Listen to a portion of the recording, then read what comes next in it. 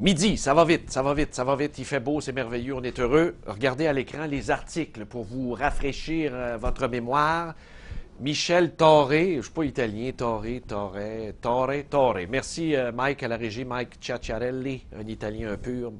Michel Torre, jugé proche, j'ai pas mes lunettes, de la mafia doit être expulsé du Canada. Ça roule depuis un certain temps. Oui, on peut vous montrer un autre article un peu plus récent. Pour éviter l'expulsion, Michel Torre raconte ses liens avec les Cotroni. Alors, quand je vous ai présenté le dossier avant la pause, j'ai dit c'est un Italo-Canadien entre guillemets. Là, il fait face à l'expulsion. Évidemment, il est au Canada pratiquement depuis toujours. Et là, on lui reproche des liens avec les Cotroni. Il y a eu des accusations à l'époque dans un dossier. Il a payé sa dette au complet. Un excellent père de famille, un grand-père. Ses racines sont ici. Puis là, ça niaise encore ce dossier-là. Qu'est-ce qui est arrivé en Cour fédérale hier? On va rejoindre son avocat procureur, Maître Stéphane Enfield. Bonjour. Bonjour, M. Gendron. Bon, qu'est-ce qui est arrivé? On était bien sympathique au dossier. On se disait, sapristi, il va avoir une exception de faite pour lui. Et ça n'a pas... qu'est-ce qui est arrivé? Oui, bien en fait, ce qu'il faut comprendre, c'est que M. Torre est au Canada déjà depuis environ 50 ans. Oui. En 1996, il a été condamné pour une infraction criminelle à laquelle il avait plaidé coupable. Oui. Il a purgé sa sentence.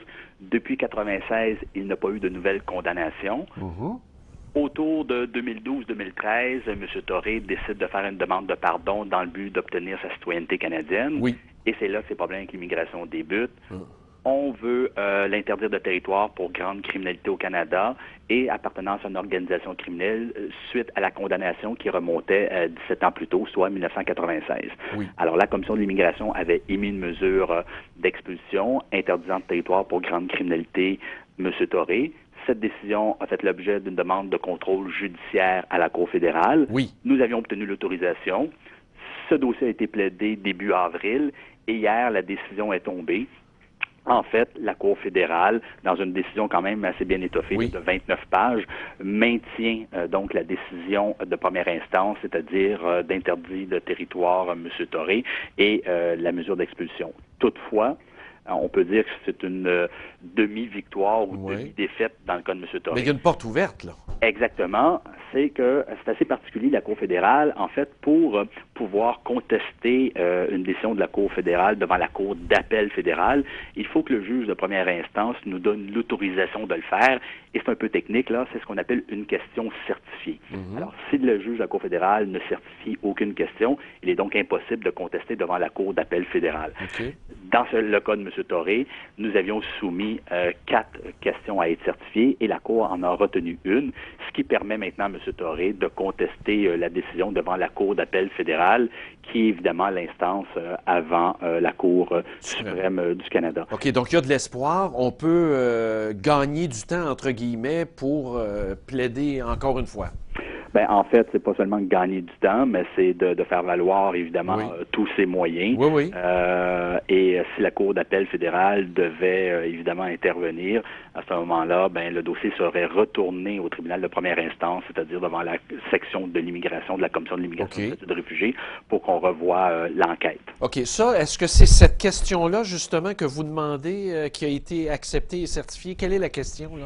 En fait, la question qui a été certifiée par la Cour est la suivante. La section de l'immigration de la Commission de l'immigration et du statut de réfugié est-elle compétente pour accorder un arrêt des procédures au terme du paragraphe 24.1 de la Charte canadienne des droits et libertés dans le cadre d'une enquête? Alors nous, ce que nous avions invoqué à l'époque devant le tribunal de première instance, c'est compte tenu du délai qui s'était écoulé de plus de 17 ans entre la condamnation et la procédure. C'est déraisonnable. Donc c'est un délai déraisonnable et le tribunal devait intervenir et ordonner un arrêt des procédures, ce qu'il avait refusé de faire en déclinant compétence. Ah, OK, je comprends. Donc, si ça c'est réglé, il y a encore un autre espoir. Et sinon, il restera un appel ultime à la Cour suprême parce que c'est un dossier qui mérite d'être vidé sur le plan juridique, là.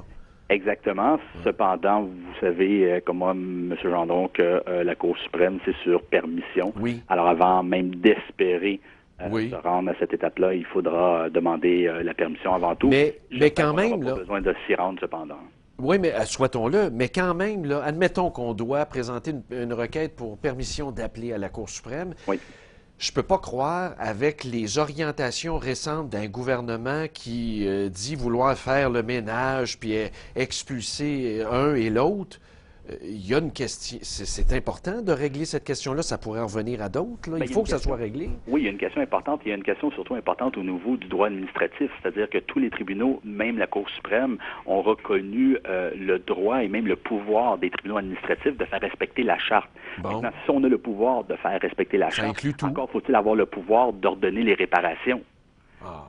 Vous comprenez? Alors, un ne va pas sans l'autre, oui. selon mon opinion. Mais bon, ça sera à la Cour d'appel fédérale de trancher ultimement la question. Là. Mais du point de vue humain, oui. Là, je veux juste qu'on parle de M. Thoré, ce qu'on peut en parler publiquement. C'était pas un dossier de grande criminalité à l'époque. C'est complètement ridicule, cette affaire-là. Écoutez, c'était quand même un individu qui a été condamné pour trafic de stupéfiants. Là. Je ne veux pas minimiser les... Non, je ne veux pas minimiser, mais là, s'il faut expulser tous ceux qui ont touché à de la drogue, on n'a pas fini. Là. Mais ce qui, là où le bas blesse, je trouve, dans ce dossier, c'est que depuis 17 ans, M. Thoré n'a pas eu de nouvelles condamnations. Rien. Alors, il travaille, sa famille est ici. Donc, c'est sûr qu'à mon avis, il y a un préjudice qui est causé à M. Thoré. On ne peut pas laisser un individu vaquer à ses occupations, continuer à bâtir sa vie dans un pays et après 17 ans, lui dire en passant, vous avez été condamné en 96, donc on va vous interdire de territoire et on va vous expulser du Canada. Ça fait pas de sens. Je pense qu'il y a une limite à ne pas franchir et dans ce dossier-là, je l'ai dit, je le répète, le ministre a franchi cette limite. C'est comme un fond, là, t'es en couple.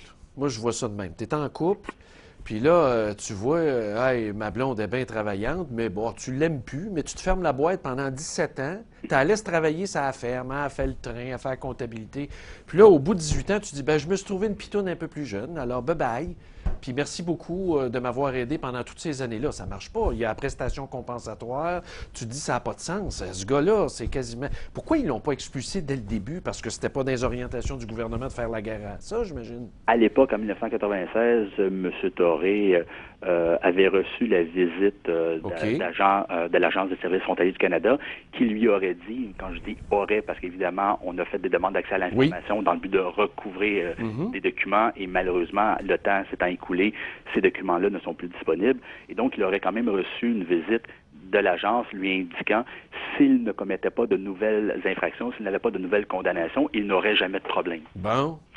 Alors, c'est la question qui se pose. Et on comprendra que dans un cas comme celui-là, où 17 ans se sont écoulés, bien évidemment, la mémoire s'estompe, des éléments de preuve ne sont plus disponibles, il y a des témoins même qui sont introuvables, il y a même des témoins qui sont décédés depuis le temps. Oui. Alors, c'est difficile, 17 ans plus tard, 17 ans après les faits, de pouvoir offrir une défense pleine et entière. Non, c'est impossible. Au niveau de la procédure, vous avez raison, c'est tellement triste, le côté humain, la famille, les enfants, les petits-enfants... Ce gars-là est un peu comme être aux soins palliatifs. Tu sais pas trop qu'est-ce qui va arriver. Écoutez, saluez-le pour nous. Oui, bien, avec plaisir. Merci bien d'avoir été avec nous. Ça fait plaisir. Au revoir. Au revoir. Maître Stéphane Enfield, qui s'en va justement rejoindre son client. Il y aura un appel à la Cour fédérale. Et moi, c'est un dossier qui m'interpelle. C'est pas la première fois qu'on en parle. Écoutez, là, s'il fallait expulser tous les gens qui ont touché à ça, c'est pas une raison. Je pense que des côtés humanitaires qu'on doit avoir, c'est pas un récidiviste. En tout cas,